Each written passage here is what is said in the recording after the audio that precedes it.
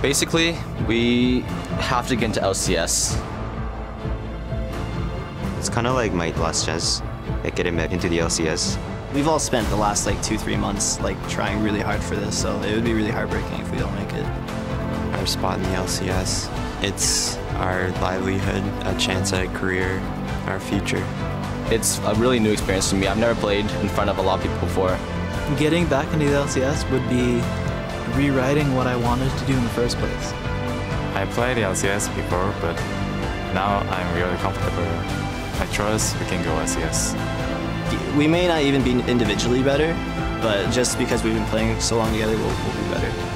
챌린저스 첫 경기 때 우리랑 붙어서 우리가 2판 다 지고 이래서 우리를 좀 방심하고 It's going to be very hard for them to beat us 3 times. Welcome, ladies and gentlemen, to the 2015 Spring North American Challenger Series Finals.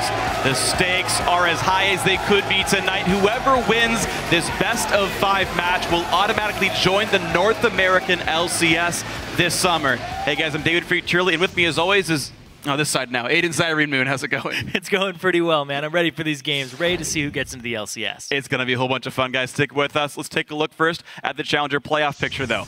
NM eSports, in their semifinal, they swept it 2-0 over Final 5. Great job there in the semis. They earned their spot in tonight's contest. Through that result, they're going to face TDK, who would top Team Fusion 2-1. And last night, Team Fusion earned the last spot in the Summer Promotion Tournament with their victory over Final 5. They will join tonight's losing team and face either Team Dignitas or Winter Fox for the chance to replace them in the North American LCS this summer. Before we get ourselves into the games and get them rolling, we're going to send it over to our analyst for a quick preview of tonight's action. Thank you, Freak. Hello, I'm James Dash Patterson, and joining me on the analyst desk for this series are Sam Kobe Hartman-Kensler, Joshua Jat Leesman, and the former Dignitas jungler, Alberto Crumbs Rengifo. Hello, gentlemen. How you doing? Also a former Team Dignitas jungler. Yeah, we know. Just throwing that out there. You are. Yeah. Long time ago. Long time ago. That's why. All right. Anyway, we have a big match ahead of us today, guys, because the winner of this gets automatically promoted to the North American LCS. So a lot is on the line going into this 5-game series. I want to know from you, what are we most looking forward to from these two teams? I'm really excited to see Seraph play again. I mean, he had a rough introduction to the LCS, struggled a little bit on CLG, but he's been thriving in the challenger scene.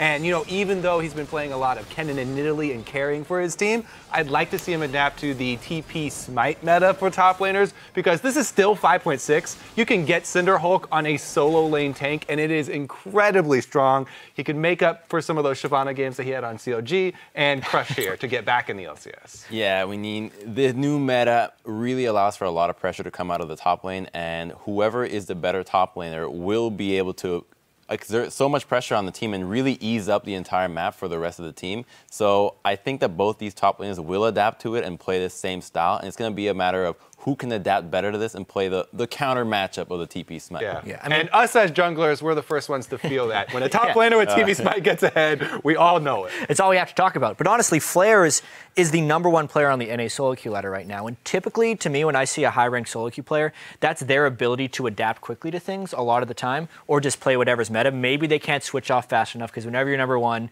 you're playing what was strong at the time. But I think Flares versus Seraph is a really dynamic matchup, since Seraph has been the carry for TDK, and Flares is just a really good player. But the main thing I'm looking at is whether or not NME can transition their regular season success and dominance to a high-pressure situation like this, because throughout the entire Challenger Series, they were wrecking people. They dropped one single game to Fusion, and everything else was a win because they have clean play. Inox has actually been the carry of that team, and it's potentially a new ball game here at a live event.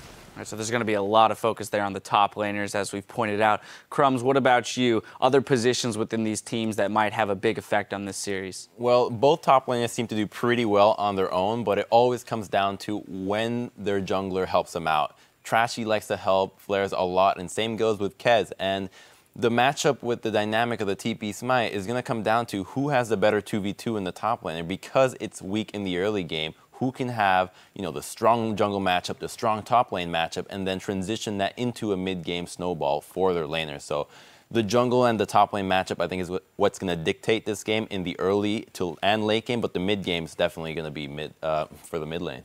All right, and then finally, Crumbs, as a former LCS player and a player who's looking to get back into the scene through the Summer Challenger Series, this match here being that the winner moves directly into the LCS, how important is it for either of these teams to come away with victory? Well, it's a really important match just because of how simple it can be for them to get back into the LCS. Just win a best of 5 and you're in it already. But I think NACS said it on Twitter a couple of days ago that he's just glad that he's here. You know, even if they lose, the opportunity to make it into the LCS is there. So if you're a team here, you just see it as a chance. Well, if we want to make it, we're going to have to be as good as an LCS team no matter what. So whether we lose here, we just want to be able to compete with the top 10 teams right now, or top 8. All right, well, this is the time to prove it for both of these teams. We'll be back to break down game 1, but for now, we're going to send it back over to Freakin's Irish.